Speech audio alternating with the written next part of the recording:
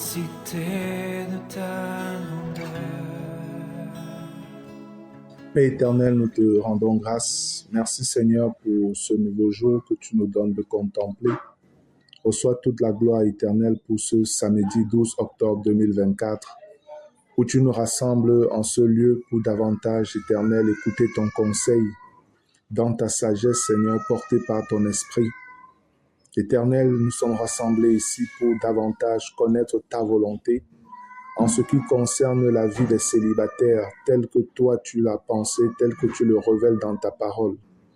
Nous prions vraiment afin que tu nous assistes dans tout ce que nous aurons à partager. Et nous prions, Seigneur, pour un esprit de vérité, de transparence au milieu de nous et dans les cœurs de chacun, Seigneur. S'il te plaît, donne la sagesse, Papa, à chacun de nous d'une manière spéciale pour ces rencontres qui se tiendront, Seigneur, jusqu'au 9 novembre. Nous prions donc que tu sois avec nous de bout en bout chaque samedi où nous aurons à nous retrouver. Que toute gloire te revienne au nom béni de Jésus-Christ. Amen. Gloire à Dieu. Vous savez, cette rencontre, elle est montée dans nos cœurs. Nos cœurs, je parle ici des dirigeants, suite à certaines interventions qu'on a eues avec un certain nombre de frères et de sœurs concernant justement les relations entre frères et sœurs, et aussi le désir pour certains de se marier, et dont on jugeait même qu'ils n'étaient pas prêts au vu des échanges qu'on avait avec eux. Et il est clair que mener une vie de pureté en ce qui concerne le sexe n'est pas quelque chose de facile. Ça, c'est déjà ce qu'il faut savoir. Et je parle de facile ici sur le plan naturel. Les hommes, pour eux, c'est naturel de grandir, d'atteindre l'âge de la puberté. Et puis, voilà, selon ses pulsions, on se laisse aller. Ceux qui sont courageux vont se diriger vers le sexe opposé. Je parle ici même des deux genres, hein, femmes comme hommes, vont se diriger vers le sexe opposé ou vont se laisser facilement aborder par le sexe opposé. Et pour ceux qui ne sont pas très courageux, ils auront toujours un rapport avec le sexe, mais de manière un peu plus débridée, un peu plus honteuse, dans le sens d'aller tomber dans des histoires comme la pornographie. Et lorsqu'on tombe dans la pornographie, le corollaire direct, c'est la masturbation. Ça, c'est le fonctionnement presque normal des êtres humains. C'est le fonctionnement presque normal des êtres humains. Mais maintenant, pour nous qui sommes chrétiens, nés de nouveau, donc des enfants de Dieu, comme on s'appelle, ou comme la Bible même nous appelle, nous savons que nous n'avons pas à fonctionner de cette manière. Nous n'avons plus cette liberté d'agir comme on veut, d'agir selon nos pulsions. Non pas parce qu'on nous force à ne pas le faire, mais parce que nous-mêmes, nous avons choisi librement de nous soumettre à la volonté de quelqu'un d'autre qui est le Créateur, qui est notre Dieu, qui est le Tout-Puissant. C'est nous-mêmes qui avons choisi. Devenir chrétien veut dire soumettre désormais sa volonté à celle de Dieu, marcher conformément à la volonté de notre Père. C'est ça être chrétien. On n'a donc plus le droit de fonctionner de manière naturelle comme les autres fonctionnent ou comme on a fonctionné avant de devenir chrétien. Ce n'est plus possible. C'est donc important de comprendre ça. Et nous, en tant que chrétiens, nous savons que la vie chrétienne n'est pas en dehors de notre vie au quotidien. Non. Tous les domaines de notre vie, de notre fonctionnement au quotidien, impliquent notre nature nouvelle. Parce que être chrétien, ce n'est pas un état, c'est une nature. C'est une nature. C'est pas comme si, un moment, je suis chrétien quand je viens peut-être dans les rencontres d'assemblée des saints et tout. Et quand je pars de là, je ne suis plus chrétien, je peux fonctionner comme je veux. Non. Être chrétien, c'est être la personne que nous sommes en tant qu'enfant, en tant que parent, en tant qu'élève, étudiant, en tant qu'employé, employeur. Vous savez déjà toutes ces choses-là. Et Dieu voudrait que nous soyons des exemples dans chaque domaine de notre vie, que nous soyons des exemples. Les bien-aimés qui sont assis derrière, couchés et tout ça là, franchement, je ne suis pas à l'aise avec ça. Herman, Landry et tout ça, c'est vous de manière dynamique. Merci. Donc, nous devons bien comprendre que le Seigneur attend de nous que dans chaque domaine de notre vie, frère, nous soyons des vainqueurs, que nous agissions de manière différente du système idéologique du monde. Le système idéologique du monde, c'est ce que je viens de détailler au début là. On est, on grandit, dès qu'on a atteint la puberté, un machin, allez, on peut se laisser aller maintenant aux aspirations passionnelles, voilà, du sexe et autres, dans tous ces travers. Dans tous ces travers. Devenir chrétien n'annule pas ces sensations. Non, ça n'annule pas. Et c'est pourquoi maintenant, lorsqu'on n'a pas compris ça, pour certains, on a l'impression qu'en tant que chrétien, comme on parle tellement de pureté, de sainteté, et tout ça, de sanctification, on en arrive parfois à penser que ressentir des choses, avoir des sentiments pour le sexe opposé, pour une fille et tout ça là, c'est un peu comme si c'est honteux, c'est un peu comme si on a péché. Ressentir quelque chose pour une sœur, c'est un peu comme si c'est pas bien, c'est honteux. En fait, cette rencontre, c'est aussi pour totalement briser ce tabou-là, briser cette gêne et donner de comprendre que non, il n'y a rien d'anormal de ressentir des choses pour une femme de manière générale et même pour une sœur de manière particulière. Pour une sœur davantage pour nous parce que nous, en tant que chrétiens, nous sommes appelés, selon la volonté de notre Père, à ne pouvoir épouser qu'une enfant de Dieu. On n'a pas le droit, selon la parole, d'épouser une personne qui n'est pas enfant de Dieu, tant qu'on veut rester dans l'obéissance. Il y en a qui peuvent décider de faire autrement. Ils seront en état de désobéissance au Père et ils récolteront les fruits de leur désobéissance.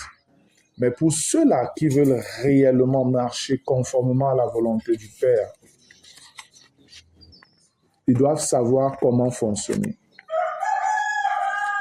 Et je voudrais profiter aussi de ces propos introductifs pour dire que cette rencontre n'est pas une rencontre miracle. Non. C'est pas parce que vous assistez à cette rencontre, c'est pas parce que vous allez écouter ce que nous partagerons avec vous que c'est bon, c'est terminé, vous aurez la victoire, vous n'aurez plus de problèmes et tout ça. Ça va annuler toutes vos difficultés. C'est pas vrai. C'est pas vrai. Enlevez ça de vos têtes. Ne pensez pas que c'est parce que vous avez assisté ici que vous n'allez plus ressentir les pulsions de pornographie, de masturbation ou de fornication. Non, non, non, non, non, c'est pas vrai.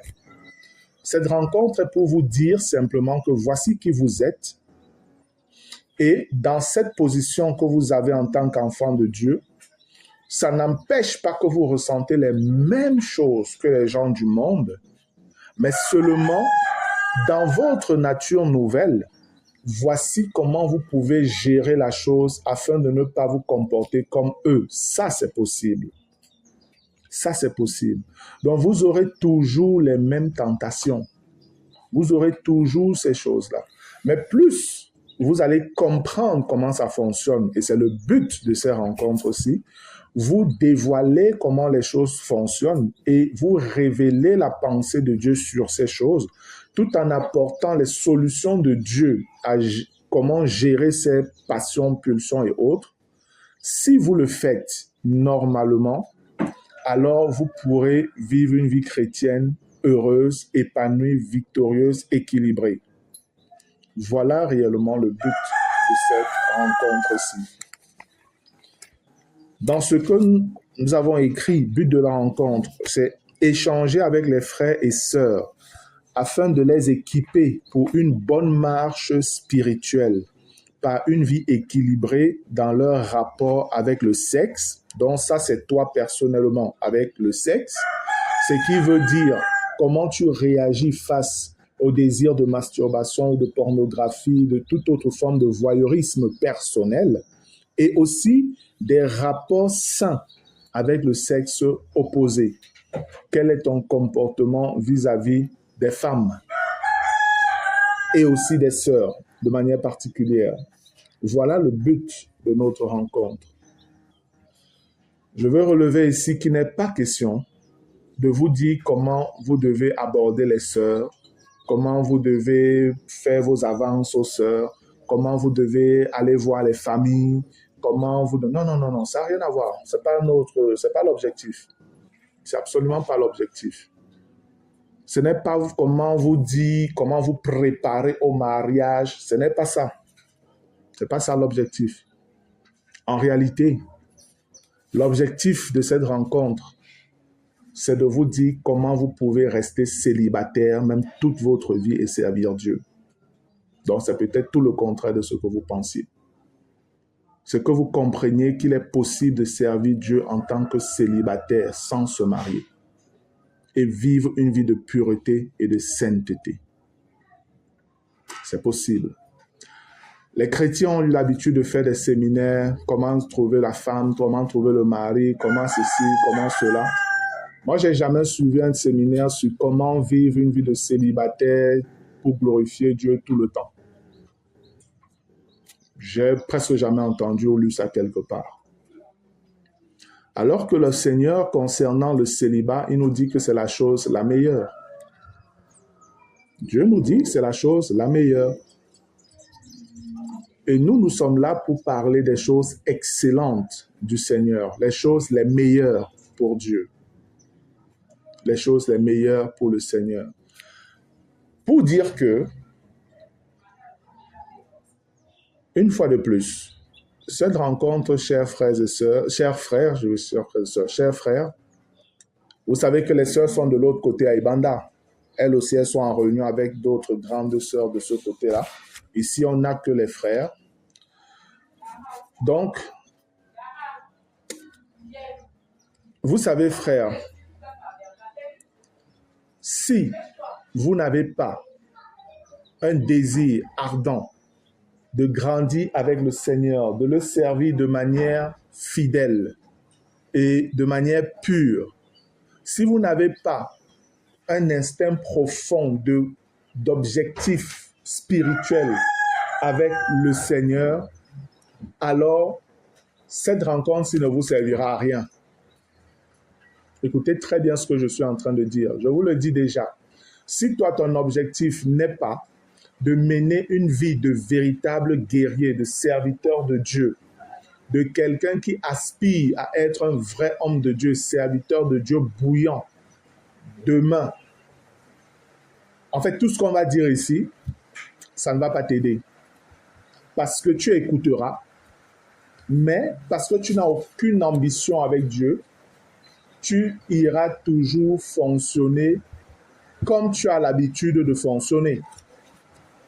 C'est pourquoi je dis, ce n'est pas comme si c'était une rencontre pour révéler des secrets qui vont vous libérer d'un coup, des passions qui peuvent animer et qui animent tous les hommes. Non. C'est en fonction de la soif que tu as dans ton cœur par rapport à la marche chrétienne, par rapport à ta communion avec Dieu, que ceci pourra t'aider, que tu pourrais avoir des lumières qui vont te donner de voir que, voici où j'avais des difficultés, voici ce que le Seigneur dit donc, voilà comment je devrais me comporter. On touchera également des points qui sont liés réellement aux relations entre frères et sœurs. Parce que du fait qu'un élément avait déjà été mal interprété au milieu de nous, parlant de l'amitié, du fait qu'on épouse son ami, et que ça a créé un vent d'amitié impure entre certains frères et certaines sœurs, on va toucher le point des relations entre frères et sœurs dans la pureté. Parce que les avertissements que nous avions donnés suite à tous ces dérapages qu'il y avait eu, ces avertissements ont fait que nous avons l'impression, et je pense que c'est vrai, que les frères ont comme une pensée qu'il ne faut même plus aborder les sœurs, il ne faut même pas avoir une sœur qui est amie, il ne faut même pas être proche d'une sœur, on n'a même rien à faire avec une sœur, il faut éviter totalement. Il y a une sorte de crainte qui s'est installée. Et pour moi, ce n'est pas normal. Ce n'est pas normal. Parce qu'on ne doit pas servir Dieu avec la crainte. On doit servir Dieu avec la connaissance de sa volonté et une obéissance de cœur à cette volonté-là. C'est ça qui fait toute la différence. Est-ce à dire que des chrétiens, des jeunes chrétiens ne peuvent pas avoir des relations pures avec le sexe opposé? Pourquoi? Pourquoi pas? Pourquoi pas? Si vous avez des problèmes à avoir des relations maintenant pures, des relations pures avec le sexe opposé, ne pensez pas, frères et sœurs, que c'est lorsque vous serez mariés que vous pourrez avoir des relations pures avec le sexe opposé. Non, ce serait un mensonge. C'est maintenant que vous devez gérer ce problème. C'est maintenant que vous devez comprendre que toutes les femmes ne sont pas vos femmes. Toutes les femmes ne sont pas à votre disposition parce que vous êtes un homme, vous êtes un mâle, vous êtes viril. Absolument pas. Absolument pas. Toutes les sœurs qui sont là en assemblée ne sont pas vos femmes. C'est pas que tu regardes, dès que tu regardes une sœur, tu vois une femme, ta femme. Dès que tu regardes une sœur, c'est une cible. Dès que tu regardes une sœur, c'est une cible. C'est une pensée qui est charnelle. C'est une pensée qui est charnelle. La chair ne peut pas s'empêcher de vous balancer des choses. Mais comment vous gérez les choses qui vous sont balancées? C'est en fonction de ça que même vos pensées sont contrôlées. Écoutez ce que je suis en train de vous dire. La chair, vous ne pouvez pas l'empêcher de vous balancer des pensées au vu des sœurs. Mais c'est la manière dont vous réagissez aux pensées que la chair vous balance que vous pouvez savoir comment fonctionner désormais. Et lorsque vous avez compris que ce n'est pas toutes les sœurs là qui sont à ma disposition, elles ne sont pas toutes des potentielles femmes de telles. C'est des sœurs, c'est des enfants de Dieu. Si elles sont femmes parce que Dieu les a faites femmes, c'est des êtres humains. Point. C'est des êtres humains. C'est tout. Si vous ne comprenez pas ça maintenant, écoutez-moi bien. Même lorsque vous serez mariés, vous aurez toujours cette tendance-là parce qu'elle est nourrie par la chair. Vous serez mariés, mais vous serez portés facilement à regarder les sœurs, les autres sœurs célibataires, les sœurs célibataires. Et même éventuellement, vous pouvez même avoir des fantasmes sur les femmes même de certains de vos frères. C'est la chair qui fait tout ça. Mais la chair peut aller là parce que vous l'avez nourri, vous l'avez laissé continuer à vous balancer ces choses-là. Et vous avez nourri cela. Et vous avez nourri cela. Vous ne pouvez logiquement pas avoir des sentiments amoureux. Ou alors, même pas ça, vous ne pouvez pas logiquement avoir ressenti de l'amour pour toutes les sœurs. Ce n'est pas normal. Vous ne pouvez pas être amoureux de toutes les sœurs. Mais il est très facile d'avoir des sentiments amoureux pour toutes les sœurs. Vous ne pouvez pas avoir de l'amour pour toutes les sœurs. Mais il est très facile d'avoir des sentiments amoureux pour toutes les sœurs. Si vous comprenez bien ce que je dis, ça voudrait dire que avoir des sentiments amoureux ne veut pas dire qu'on a de l'amour pour quelqu'un. On verra ça. La différence qui existe entre les sentiments amoureux et l'amour même véritable. On verra cela. Les sentiments amoureux, ce ne sont que des sentiments. Et les sentiments vont et viennent. Mais l'amour véritable sort du cœur, de la nature même de Dieu. Et on verra donc la différence. Afin que vous ne vous perdiez plus, vous ne laissez plus la chair vous balader n'importe comment. Ce moment de partage, frère, c'est pour que vous-même, vous ayez les outils pour savoir discerner clairement que ce que je ressens là, non, ce n'est pas de l'amour. Ce n'est pas de l'amour. Ça, c'est juste un sentiment. C'est une amourette. C'est juste un élément passionnel comme ça. Et vous balancez ça à côté parce que vous désirez marcher dans une vie de pureté et de sainteté devant le Seigneur. Mais si c'est que vous laissez vos cœurs aller à pour n'importe qui, c'est problématique, les amis. Celui qui vous parle actuellement est un homme marié. Et je vous dis encore, ce n'est pas parce qu'on est marié que la chair ne vous donne pas de voir que telle femme c'est comme ça, regarde un peu telle femme, regarde un peu telle soeur, regarde un peu tel machin. Non, mais c'est comment tu gères ça qui fait toute la différence devant Dieu. Parce que ces sentiments, parfois tu les as dans ton cœur. Est-ce que les autres voient? Non. Mais le problème, c'est que parfois, la manière dont tu gères ça, si tu gères ça avec négligence, tu peux te retrouver facilement à aller facilement toucher d'autres sœurs, rire aisément avec elles, les toucher, les embrasser, faire un certain nombre de choses. Tu vas te dire, je suis déjà marié, donc ce n'est pas grave. Mais non, qu'est-ce qui te pousse à faire ça? Qu'est-ce qui te pousse à faire ça? Examine l'état de ton cœur. Examine l'état de ton cœur. Peut-être c'est juste un plaisir que tu prends à aller faire ce que tu fais là.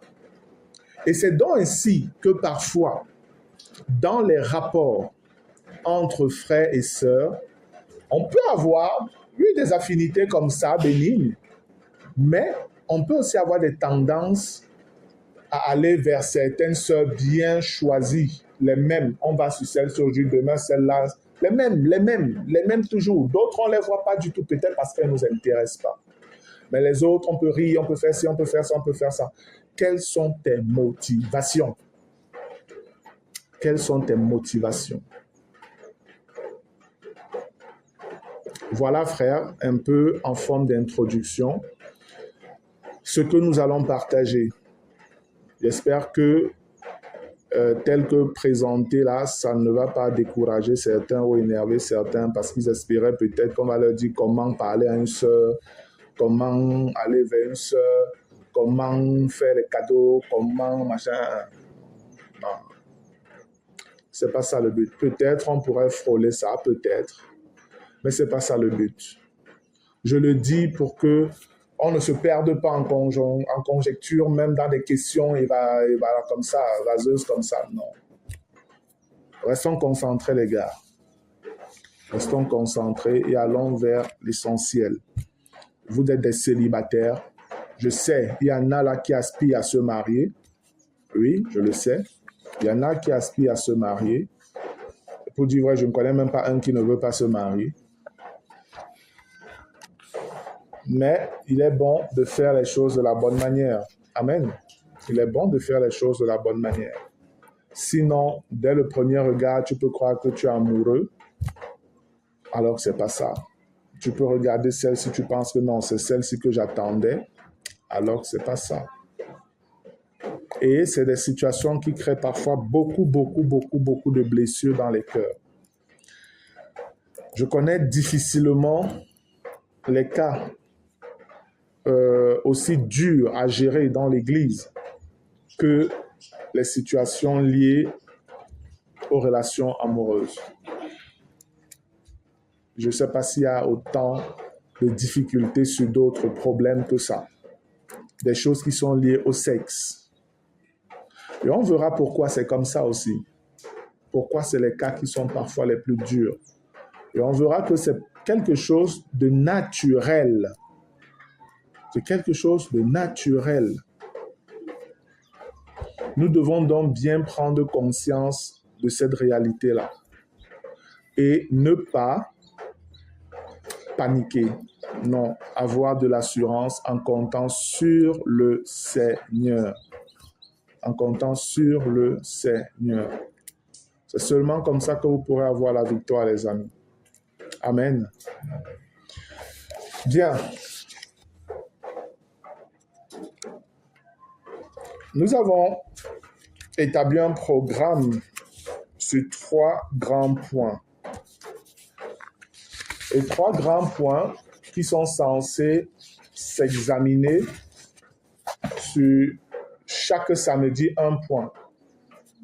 Mais il y a le deuxième point qui est assez vaste, assez grand. Et on a l'impression qu'on pourrait aller sur 2 samedis sur le deuxième point. On a l'impression qu'on pourrait aller sur 2 samedis. Si on réussit à le faire en un samedi, gloire à Dieu, c'est bon, ça réduit le temps et puis on se libère vite aussi de cette contrainte du samedi parce que, quoi qu'on dise, c'est quand même un sacrifice. Si on peut le faire, déjà samedi prochain, on boucle avec le deuxième programme, moi je serais content. Mais je ne sais pas trop quel est le rythme avec lequel on va aller. Et je voudrais que cette rencontre-ci ne soit pas comme des rencontres spirituelles, formelles, habituelles. Ce que je veux, c'est qu'on soit free. Peut-être je donne les choses de manière aussi solennelle, ça peut refroidir et tout. Non, je veux vraiment qu'on soit free. Je ne veux pas qu'on regarde là le frère Martial, l'ancien, je ne sais pas, ou le pasteur, ou le docteur, ou tout ce que vous voulez. Non. Je veux une discussion entre nous, entre un grand frère et ses petits frères, tout simplement. Et à qui on peut poser des questions, il peut nous donner des conseils selon la sagesse de Dieu, parce que c'est ça qui nous rassemble ici, et que nous nous sentions libres. C'est ça le mot, libre, transparent, vrai. C'est pourquoi nous avons choisi de séparer d'abord les frères d'un côté, les sœurs d'un autre côté. Parce qu'on savait que si on nous mettait tous ensemble, puisqu'on sait qu'il y a des frères qui ont des vues sur des sœurs de l'Assemblée, même pour la forme, les gars allaient essayer de jouer les forts, les beaux, les machins dangereux là et tout ça. Ils allaient être bloqués. Oh, ouais, man. Parce que le gars a senti que non, il ne faut pas qu'il parle. Genre, je peux me descendre ici, là, comme ça, là. Donc, bêta, je me jette tranquillement. Mais on a dit non. On laisse les sœurs d'un côté et les frères, on les gère d'un côté. Maintenant, entre nous hommes, entre nous garçons, on se parle franchement. On se parle librement. C'est ça que je veux. Donc, tous ceux qui sont là ont plus au moins 15 ans. C'est ça, non? Oui, au moins 15 ans. Tous ceux qui sont là ont au moins 15 ans. C'est la tranche d'âge où nous sommes partis pour les garçons. 15 ans et plus pour les célibataires. Chez les sœurs, on est allé à 12 ans. Parce qu'à 12 ans, les filles, elles commencent à avoir des transformations physiques intérieures et extérieures qui parfois leur donnent de croire que, voilà, elles sont déjà femmes. Et oui, parce que aussi, les jeunes garçons, parfois même des vieux, vont commencer à les titiller et tout ça les toucher un peu parce qu'ils voient quelques formes se dessiner selon la corpulence des filles. Et elles peuvent penser que, voilà, elles sont prêtes pour être avec des hommes. Et c'est d'où on voit des jeunes filles parfois de 12 ans enceintes, 13 ans, 14, 15 ans enceintes. C'est des dérives. Ce sont des dérives. Donc, je voudrais vraiment bien aimer que nous nous sentions totalement libres. Sentez-vous libre de poser vos questions. On n'est pas là pour se frapper dessus, on n'est pas là pour s'humilier, pas du tout. On n'est pas là pour se moquer, non. Mais on est là entre frères, on est entre nous. On parle librement, on pose des questions librement. On discute. Si c'était dans une circonstance où on pouvait avoir bien des moyens et tout, moi, j'aurais été partant pour qu'on fasse même ça sous forme de pique-nique. À l'extérieur, on va dans un jardin, on s'assoit entre nous en cercle, on parle. C'est un peu comme ça qu'au début, on pensait en fait. On pensait faire ça vraiment relax avec la nourriture, tranquille, on discute là, tranquille. Mais bon, les moyens, c'est pas trop ça. On n'a pas voulu aussi trop charger la barque auprès des frères avec la GAP qui approche bientôt et tout ça. C'est ça qu'on a décidé, bon, faisons ça simple, passons le message. C'est une première fois. Après, s'il y a d'autres rencontres, on peut voir comment diversifier selon que le Seigneur le permettra. Amen. Amen. Donc, pour le programme, comme je l'ai dit, on l'a divisé en 3 grands groupes. Le premier, c'est le développement du corps et la puberté. Ça, c'est le premier point qui n'est pas du tout long, c'est pas lourd. Le développement du corps et la puberté. Le deuxième point, grand point, c'est la gestion de l'attirance pour le sexe opposé. Voilà le point qui est le plus costaud. Comment gérer notre attirance vers l'autre sexe? Et c'est vice-versa. Hein. Parfois, c'est que c'est nous qui sommes attirés vers les sœurs. Et parfois, ce sont les sœurs qui sont attirées par nous. Et parfois, dans certaines maladresses, il y en a qui peuvent même vous le faire savoir. Une sœur peut te faire savoir qu'elle a de l'attirance pour toi, ce qui est une maladresse. Ou encore, elle peut poser des actes qui te donnent de comprendre que celle-ci, c'est sûr qu'elle a de l'attirance pour moi.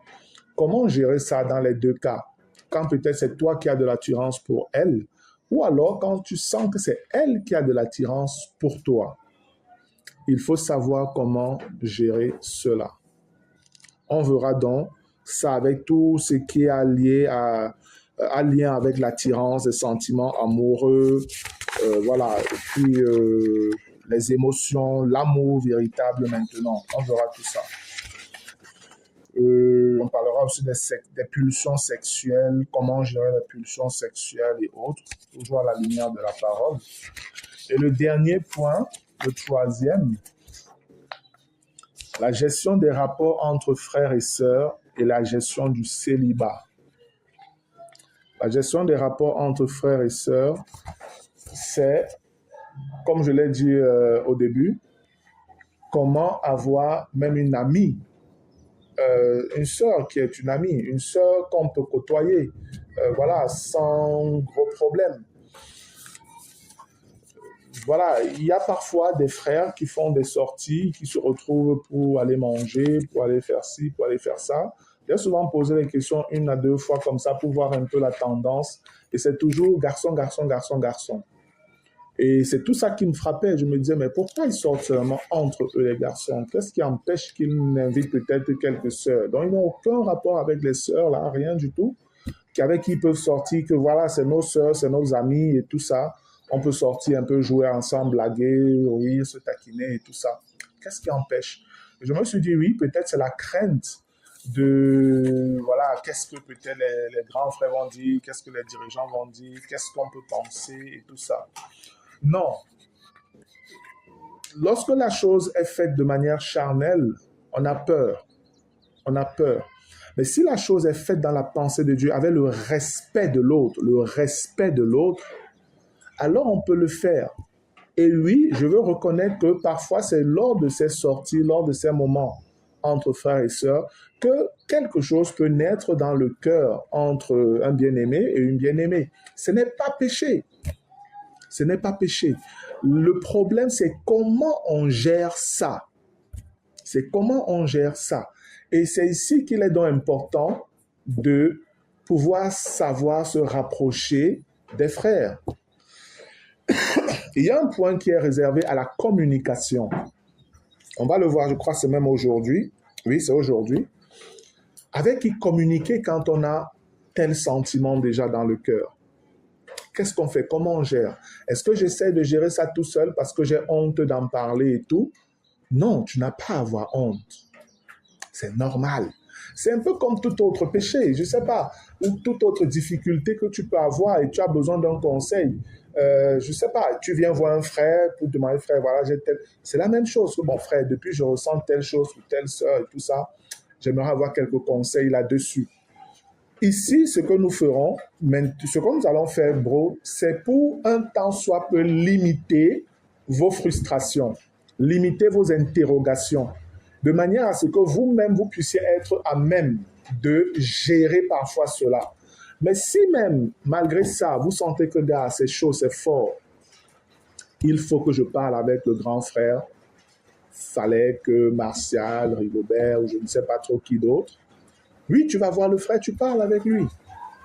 Tu vas voir le frère et tu parles avec lui. Amen. Donc voilà, bro, je préfère établir comme ça, comme introduction, ce point-là. De recevoir voir nous manger gloire, nous éternels.